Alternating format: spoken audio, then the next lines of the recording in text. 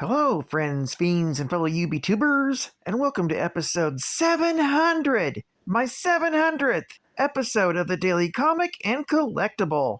Today, the collectible of the day is the Hasbro Toys Marvel Comics 2-pack box set, Retro 375 collection, Spider-Man vs. Electro, action figures. Spider-Man has a spider plan. Villains better run. With a thwip, he'll stick those evildoers in the web he's spun. And Maxwell Dillon, the charged-up villain, menaced with electricity, has an evil plan for Spider-Man, and it sure won't be pretty. With over 80 years of entertainment history, Marvel has become a cornerstone of fan collections around the world. These Kenner-labeled Retro Marvel Legends figures have a premium design, detail, and intricate deco, and are inspired by the characters from the original Amazing Spider-Man comics. These figures feature basic retro articulation to match the 80s toy designs from days gone by. Look for these other Marvel Legends 375 2-packs with other Marvel-inspired characters. There are 6 total in the first series release. This set was released in 2020 by Hasbro Toys. Now, the comic of the day is a major key for any Spider-Man collector. Amazing Spider-Man, Volume 1, Issue number 9, with a cover date of February 1964, but it was released in November of 1963. Mine, of course, is a facsimile, and it always will be, with story by Stan Lee, art by Steve Ditko, and cover by Steve Ditko. This issue is titled The Man Called Electro. The story opens with Spider-Man dashing past a group of pedestrians who are wondering where he's off to in such a hurry. Then, the police are happy to see Spider-Man swinging by to help them out to stop a gunman. But he just keeps swinging by. Soon, we find out the reason for Spider-Man rushing by was to get a prescription for his Aunt May. Meanwhile, on the other side of town, while Peter sits up at Aunt May's bedside, a new menace in the form of Electro charges himself up with electricity and sets out to steal the contents of an armored car carrying gold. After using electric shocks to scare the guards and surrounding them in a ring of electricity, he manages to get what he wants. The next morning, Peter calls the doctor and he explains that Aunt May's health is worse and that she must go to the hospital. Aunt May is worried that Peter cannot look after himself, but he assures her that he can. Later that day, Peter goes to class, but ignores the taunts of Flash Thompson as his mind is focused on the well-being of Aunt May. When Peter finally visits Aunt May, he finds Betty Brant there visiting. Peter has much on his mind and leaves abruptly, without even seeing Betty home. Meanwhile, Electro decides to make a withdrawal at the Forest Hills Bank. There, he uses electric shocks to keep the bank manager and his guest, J. Jonah Jameson, busy, while he opens the time lock vault with his electric powers. The next edition of the Daily Bugle is printed, and there's an article claiming that the criminal Electro is none other than Spider-Man. This causes Spider-Man to search for Electro, and when he finally finds him, he tries sneaking up behind him, but Electro catches his reflection. Electro spins around and hurls a lightning bolt at Spider-Man, barely missing him. Spider-Man then takes the opportunity to web Electro in the eyes, blinding him. However, Spider-Man rushes in to subdue the shocking charlatan, and when he touches Electro, he's immediately knocked unconscious and defeated. The next edition of the Bugle again claims to have proof that Spider-Man is Electro, which makes the public start asking questions about who Spider-Man really is. Meanwhile, at a secret hideout, after reading the Daily Bugle, Max Dillon decides to tell his origin story for our benefit. However, I'll explain that in the Geek Facts. When he's finished, he goes to the West Side House of Detention in downtown New York, where he sets about freeing some prisoners to become his flunkies. Jameson travels down there to see if Spider-Man shows up to prove that they are one and the same. Peter is tied up, though, looking after his aunt at the hospital, but wants to go to the House of Detention to take photos for the Daily Bugle. When Spider-Man finally turns up at the House of Detention, J. Jonah Jameson realizes his mistake, that Electro and Spider-Man are different people. Spider-Man quickly puts rubber gloves on his hands and rubber boots on his feet to insulate him from the electric bolts he will face when he finds Electro. Now wearing gloves, he's able to lay a punch on the lightning lad, but first has to defeat his helpers in a quick game of leapfrog. The crooks try to escape and run right into the hands of the police. Meanwhile, Spider-Man is dodging lightning bolts in the detention center when Electro suddenly pulls out a gun. Spidey throws a bucket of sand, blocking his electric current long enough to web up the barrel of the gun. However, now livid with rage and frustration, Electro rips wires out of the wall and whirls them about like an electrified whip. Luckily, Spider-Man finds a water main and a fire hose attached, and manages to short-circuit Electro's powers, knocking him unconscious this time. Finally defeating Electro, he removes his mask, expecting to know who Electro is, but comes up stomped.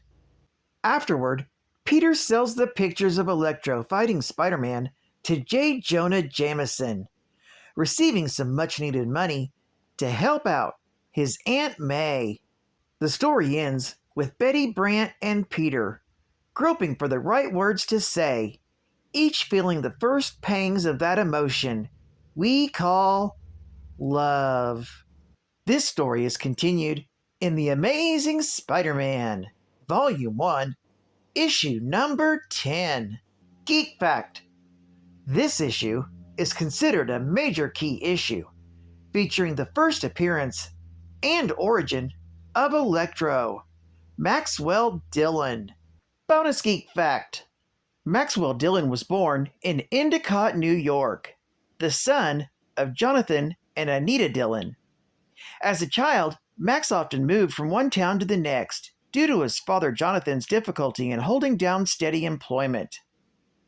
One day, Jonathan Dillon announced he was running off with another woman and left Anita and Maxwell to fend for themselves. After Maxwell graduated high school, he announced his plans to go to the university to pursue a degree in electrical engineering. Anita, not wanting her son to become a failure like his father, suggested he find work at the local electric company, which Maxwell pursued instead, getting a job as a lineman. One day, another lineman got in trouble, and Dillon agreed to save him, but only after the coworker would expressly remark to the electric company about Dillon's heroism, which would augur well for his chances of getting promoted. However, a freak lightning storm hit and caused the lineman in distress to lose his balance and fall to his death. In the process, Max Dillon gained superpowers when he was struck by lightning while in contact with power lines still connected to their spool. The unusually configured magnetic field generated by the wound spool of cable and live high-tension wires induced a body-wide mutagenic change in his nervous system. Dillon found himself transformed into a living electrical capacitor. Generally, Dillon's criminal actions were governed by his selfish love of money. Adopting the gaudy garb of a so-called supervillain, the deranged Dillon sought to use his newfound power for personal gain. Electro's first and most frequent nemesis was the wisecracking, web-slinging superhero known as Spiderman. He next battled Daredevil when he attempted to break into the Baxter Building, the headquarters of the Fantastic Four. Shh! Spidey's secrets. Hi, gang. It's me, your friendly neighborhood Spider-Man. You probably think that a witty and urbane wall crawler like myself wouldn't have a care in the world. Well, think again, pilgrims. Even yours truly has to fill his web cartridges one at a time, just like the rest of Middle America. And just to prove it, I'm here to tell you about my 10 most embarrassing moments. Woo! Back before I became a swinging superhero, I was a TV sensation. But try telling that to my bank teller. He wouldn't cash my paycheck because I didn't have a driver's license in the name of Spider-Man. Heck, at the time, I didn't even have a license in the name of Peter Parker. So much for cashing in on my powers. Then, after a quick career change, I became the costume crime fighter you all know and love. What? Funny thing about costumes, they have a habit of getting dirty, torn, and otherwise ruined. So it should come as no surprise that I once tried to buy my Spidey suits off the rack, with dubious results. And, in case any of you are wondering, I did finally get my license. As well as a car that made the Edsel seem like a sound investment. The Spider-Mobile. Oh my gosh! Mario Andretti, eat your heart out.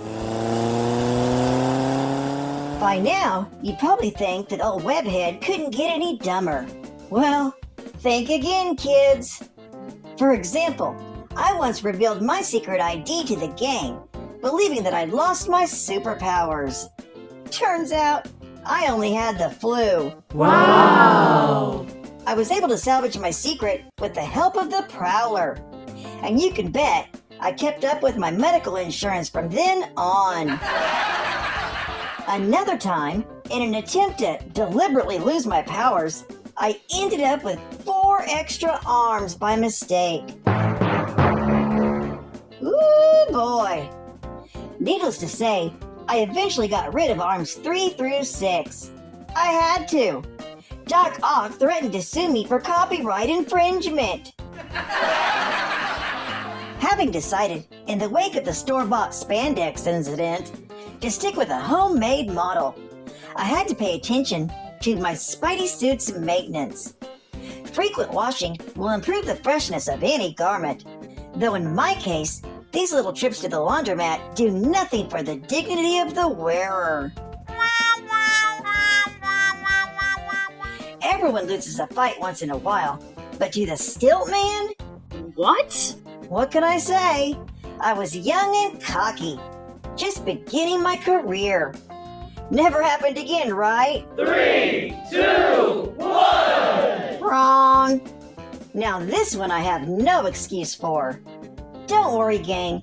Mere minutes after this photo was taken, old Stilty was captured by a pack of Cub Scouts.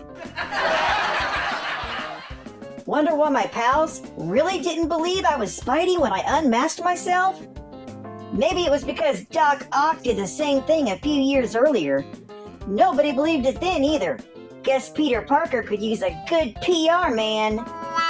But without a doubt, my single most painful, embarrassing moment had to be the time I was knocked out with a vase by my own Aunt May.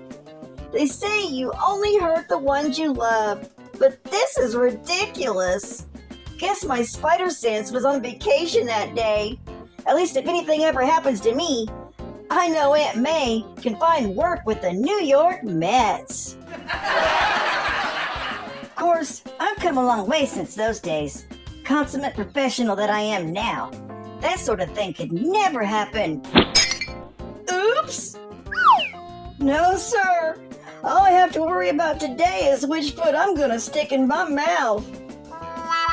Sheesh! Anybody got an aspirin?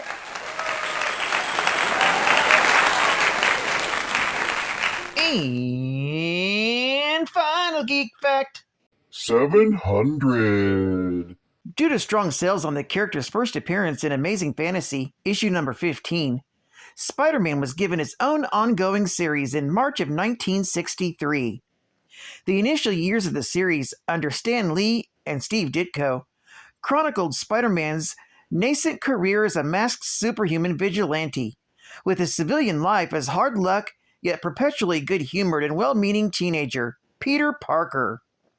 Peter balanced his career as Spider-Man with his job as a freelance photographer for the Daily Bugle, under the bombastic editor-publisher J. Jonah Jameson, to support himself and his frail Aunt May.